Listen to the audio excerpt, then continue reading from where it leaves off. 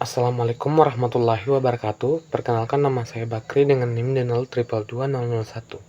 Di sini saya akan menjawab sebuah pertanyaan. Untuk pertanyaan pertama, jelaskan pentingnya etika dalam bisnis dan berikan contoh penerapan pada kasus di Indonesia.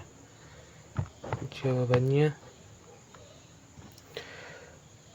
pada artikel di samping menjelaskan bahwa etika bisnis adalah seperangkat tata krama yang diterima atau diperlukan dalam suatu profesi.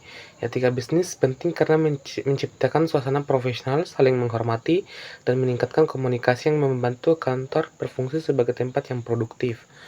Orang merasa lebih baik tentang pekerjaan mereka ketika mereka merasa dihormati, dan itu juga berarti hubungan pelanggan yang lebih baik.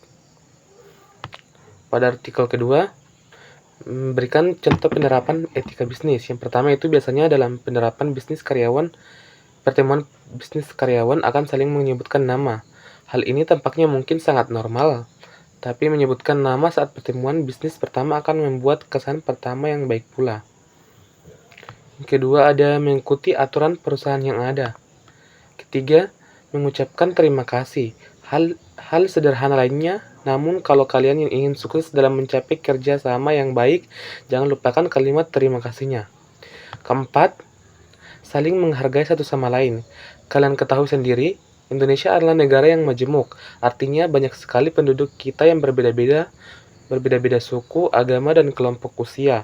Untuk itulah, ketika pertemuan bisnis, saling menghargai satu sama lain adalah hal yang sangat dibutuhkan.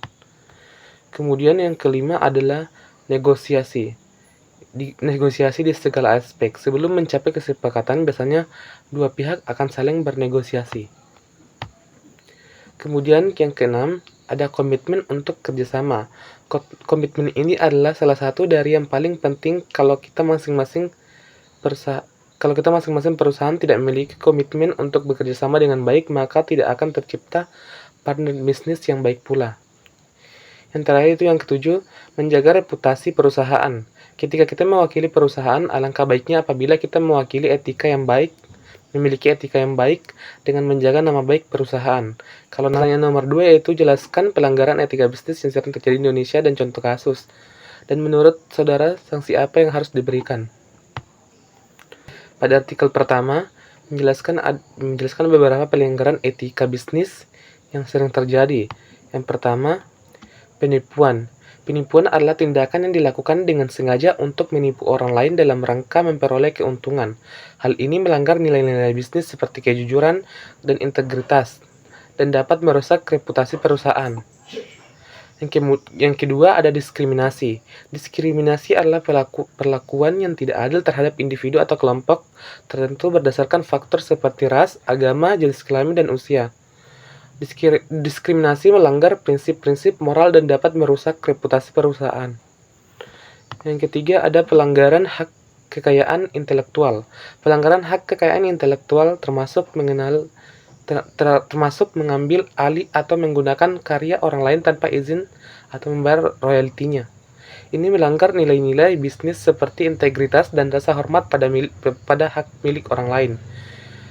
Keempat, ada penyalahgunaan kekuasaan. Penyalahgunaan kekuasaan terjadi ketika seseorang memanfaatkan posisinya di perusahaan untuk keuntungan pribadi. Ini melanggar prinsip-prinsip moral dan dapat merusak reputasi perusahaan. Pada artikel kedua ini memberikan contoh kasus pelanggaran etika bisnis, yaitu kasus Denis Kozlowski, mantan CEO Tyco. Kozlowski, CEO Tyco, sebuah perusahaan keamanan dan elektronik besar, juga tertangkap basah memegang kas perusahaan. Pada 2002, Dewan Direksi menemukan bahwa Kozlowski dan Mark Schwartz, CEO perusahaan, telah mengambil bonus pinjaman tidak sah sebesar $600 juta. Orang-orang tersebut antara lain dituduh melakukan pencurian besar-besaran dan penipuan sekuritas. Jaksa mendakwa Kozlowski telah membayar pesta mewah, apartemen di Manhattan, tirai kamar mandi senilai $6.000, dan perhiasan mahal dengan dana perusahaan. Sidang pertamanya pada 2004 menghasilkan pembatalan persidangan. Namun pada 2005 ia dijatuhi hukuman 8 hingga 25 tahun. Setelah menjalani hukuman 8 tahun, dia dibebaskan pada 2014. Jadi menurut saya untuk pelaku pelanggaran etika bisnis harus diberikan sanksi hukum sesuai dengan undang-undangnya. Untuk pertanyaan nomor 3 itu bagaimana cara kerja bisnis dari kedua perusahaan ini? IBM atau Johnson & Johnson, mengapa kedua perusahaan ini masih dikatakan menggunakan etika bisnis yang baik? Jawabannya itu pada artikel pertama menjelaskan proses bisnis IBM. Proses bisnis IBM yang pertama itu Cognitive Solution, terdiri dari sebuah portofolio yang membantu klien mengetahui kemampuan sebuah pengetahuan baru dan mengambil keputusan untuk keperluan, keuntungan, atau manfaat. Yang kedua ada Global Business Service, menyediakan klien dengan konsultasi, layanan manajemen aplikasi, dan layanan proses bisnis. Kemudian yang ketiga adalah teknologi service dan cloud platforms. IBM menyediakan layanan infrastruktur IT yang komprehensif yang menciptakan nilai bisnis kepada klien. Untuk artikel yang kedua, memberikan kata-kata yang dipegang perusahaan Johnson & Johnson. Yang pertama itu adalah tanggung jawab dan keyakinan, dua kepatuhan, dan ketiga itu etika. Jadi perusahaan ini dikatakan sebagai perusahaan yang masih menggunakan etika bisnis yang baik karena kedua perusahaan tersebut melakukan pelayanan yang baik terhadap kliennya dan masih mengedepankan tanggung jawab dan kepatuhan serta etika. Itulah tadi jawaban-jawaban saya terhadap 3 pertanyaan tersebut. Jika ada kesalahan mohon dimaafkan. Assalamualaikum warahmatullahi wabarakatuh.